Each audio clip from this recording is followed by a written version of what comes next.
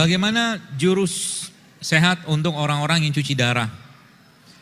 Pengalaman saya ada banyak pilihan sih ya, ada banyak pilihan.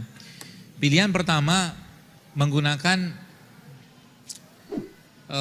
salah satu daun yang tinggi banget kalsiumnya. Ini pengalaman ya, yaitu daun kelor. Daun kelor itu bisa dipakai untuk orang yang cuci darah. Cumannya adalah kita tetap harus ikut rulesnya. Misalkan di rumah sakit disampaikan bahwa hanya boleh minum 300 ml sehari, maka sebagian dari air itu nanti di luar air putih itu Anda pakai untuk ngerebus atau minum air kelornya. Gitu.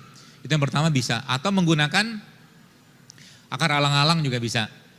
Ya, akar alang juga bisa. Ada sebagian yang menyarankan juga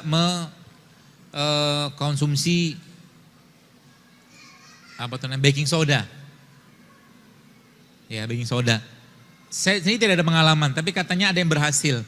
Ya, jadi saya tidak berani menyarankan, tapi kalau mau coba silakan aja. Karena kalau bahasanya tohnya juga, kalau orang udah cuci darah biasanya itu begitu terus gitu kan. Kenapa kita coba pilih yang lain gitu kan? Kayak ada ibu-ibu pernah satu hari di kajian lah ditanya ke saya dengan wajah memelas gitu kan, nangis sedih lah gitu kan gara-gara penyakit tiroidnya. Tuh saya bilang sama beliau, "Bu, ngapain nangis?"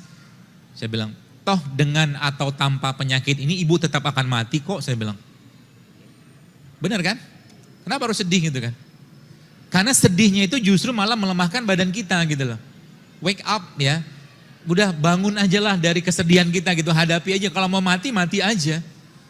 Gitu loh. Apa harus takutin? Tinggal kita siap-siap aja ya. Jadi itu yang mungkin saya sarankan. Jadi termasuk akar alang-alang ini kalau nggak salah saya pernah sarankan dicampur dengan daun serai. Ya, itu bisa dipakai membantu ya. Perkara kesembuhan itu semua sama Allah aja. Hah? Ini. Apakah balsamic vinegar bisa digunakan untuk salad sayur? Kenapa enggak balsamic vinegar, saya enggak tahu apa ya, tapi kalau saya pribadi kalau memang enggak ada bahan kimia enggak apa-apa dan halal ya. Saya belum tahu balsamic maksudnya apa karena saya bukan ahli masak-memasak, tapi kalau saya biasanya kalau pun bikin salad, teman-teman bisa pakai sayuran biasa, kemudian ada kasih jeruk nipis, kasih madu, kasih potongan kurma, kasih zaitun, udah enaknya minta ampun. Ya, jeruk nipis, kasih minyak zaitun, kasih potongan kurma, serpihan kurma tadi, ya itu udah cukup. Ya, jadi ketika jeruk nipis ketemu sama zaitun itu enak banget dan tambahkan sedikit dengan salt, garam, itu bisa.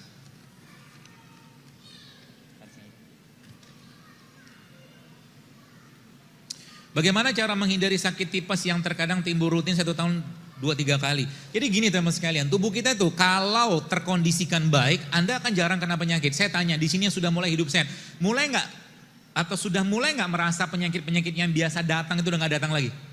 Ya betul kan? Jadi kalau kita bicara penyakit, jangan spesifik ke penyakitnya yang kita obatin, tapi spesifik badan secara umum. Benerin aja badannya. Konsep benerin badan seperti apa? Benerin perut, puasa, makan yang sehat, produk ciptaan Allah gitu lah sebenarnya. Nanti lama-lama dia akan bonusnya banyak gitu loh. Mau tipes, mau apa, termasuk kalau Nabi mengatakan berbekam tiap bulan, maka waktu-waktu tertentu yang Nabi pernah menyampaikan atau Nabi menyampaikan berbekam tanggal itu. Contoh Nabi mengatakan berbekam pada tanggal 17 atau 19 atau 21 pada setiap bulan Hijriah atau tahun Hijriah. Dengan sebelumnya diawali dengan apa? Puasa. Kan gitu rulesnya. Jadi ibarat kata kalau boleh saya katakan, kalau kita benar-benar ikutin polanya Nabi teman sekalian, harusnya kita jarang sakit. Anda bayangkan 2 kali 4 seminggu, puasa Senin Kamis, 8 hari loh, sebulan kita puasa, coba bayangin. Udah bahasa saya itu di tune up-nya setiap 2 hari sekali dalam 1 minggu. Itu belum puasa Ayyamul Bidnya loh. Belum cerita kalau tadi saya katakan kita melaparkan diri, belum. Saya katakan kalau udah kayak begini tenang aja, penyakit gak bakal datang. Ya, apalagi kita lebih banyak mengkonsumsi kayak jahe, serai, kurma segala macam gitu loh. Jadi penyakit itu jangan diobati penyakitnya, tapi masalahnya apa gitu loh. Orang tipes masalahnya apa? Perut masalahnya. Sampah semua banyak masuk badannya gitu loh. Apakah ada terapi makanan untuk lansia yang sudah pikun sama halusinasi? Kacang. Nah, kacang-kacangan tuh bisa. Tapi kuncinya adalah kalau mau kita tidak pikun, kata kuncinya apa? Perbanyaklah baca Quran mulai sekarang. Itu kata kuncinya. Quran akan mencegah seseorang itu pikun. Biasakan baca Quran. Jadi mulai sekarang kalau saya sarankan sama sekali, kalau Anda sudah biasa baca Quran 1 hari 1 lembar, naikin dosisnya. 2 lembar, 3 lembar, sampai sejus 2 jus gitu loh. Dinaikin terus. Dia akan jadi obat, dia akan jadi penyembuh, dia akan jadi berkah yang luar biasa. Tiba-tiba Anda pengen belajar tentang arsitek, Al-Quran ngajarin Anda nanti. Asal Anda dekat atau kita dekat sama Al-Quran. Anda pengen belajar ekonomi, tiba-tiba dengan kuasa Allah, Al-Quran mengajarkan kita tentang itu. Begitu hikmah Quran itu. Rasul tidak pernah mengutus Umar, Utsman, Ali dan sahabat-sahabat untuk belajar ekonomi atau belajar militer ke Roma atau Persia loh. Yang diajarkan apa? Al-Quran. Kedahsyatnya Quran. Sayangnya kita zaman sekarang tidak terlalu dekat sama Quran. Maka salah satu yang saya sarankan supaya kita lebih dekat dengan Quran, declare yourself, nyatakan diri Anda, ana sahibul Quran. Saya mau jadi sahabatnya Quran. Semua akan mati. Kita, saya, semua. Tapi Quran nanti akan nemani kita. Maka jadikan kita sebagai sahabat Quran. Sedih dikit, baca Quran. Bahagia sedikit, baca Quran. Dikit-dikit Quran, dikit-dikit Quran. Sehingga nanti apa? Handphone Anda mulai sekarang, saran saya, nggak ada isi lain kecuali Quran sama kajian. Kalau mau pinter, mobil Anda misalkan masih ada CD-CD lagu, musik, segala macam, ganti sama kajian. Bisa di-download sekarang semua kan.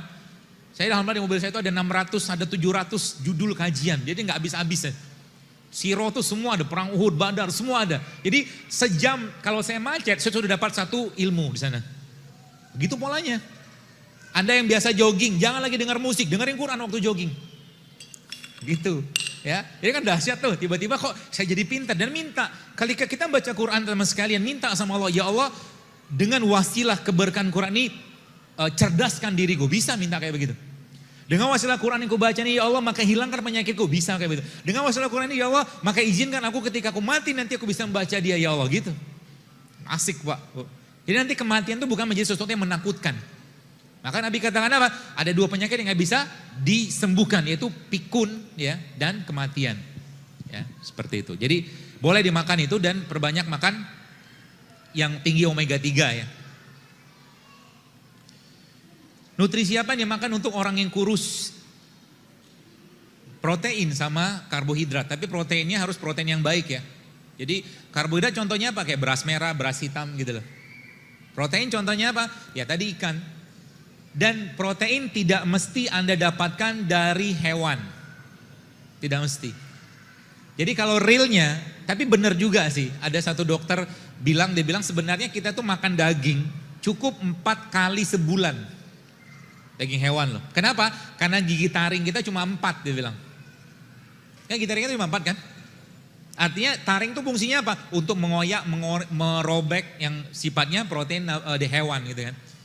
Makanya hewan yang giginya taring semua makan daging tiap hari kan. Kecuali kucing. Kucing itu kan taring banyak kan. Tapi sepertinya kucing zaman sekarang mulai tawaduk karena zaman susah ditahu mungkin. Kita kasih tempe, tahu, kerupuk dia makan. Kucing sekarang tawaduk, tahu suannya agak susah sekarang. Cari daging buat dia.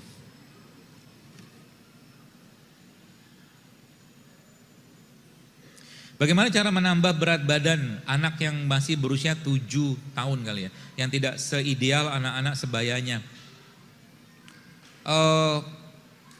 Pertama harus dicari tahu dulu masalahnya. Sebagian besar anak-anak seperti ini yang saya pahami dan sepengalaman saya muncul kayak begini gara-gara biasanya karena tulang belakang. Ya tulang belakang masalah. Maka Anda harus cari yang bisa benerin tulang belakang anaknya. Ya. Dan dirutinkan anak itu untuk dipijet. Itu yang kedua. Yang ketiga, coba berikan dia atau jemur anak tadi. Kasih matahari. Karena banyak reaksi-reaksi metabolik dalam tubuh kita itu ketika ketemu matahari itu akan aktif lagi. Ya, seperti itu. Yang selanjutnya adalah berikan dia nutrisi yang berbasiskan dari produk yang lebah. Royal jelly, bee pollen, ya, madu, ya, propolis. Karena suplemen terbaiknya kita itu ada pada produknya lebah. Tuh, jadi bisa. Yang ketiga masuk ke base lokalnya, locally base. Locally base itu contohnya apa? Ya kayak jadi mulai kenalkan dia dengan rimpang-rimpangan dan stop masalahnya. Jadi kalau anak ini masih makan nyampah, tanda kutip, maka di stop, jangan kasih gitu kan.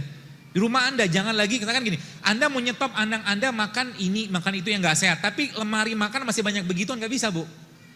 Artinya belanja bulanan jangan lagi ada mie instan. Paham ya?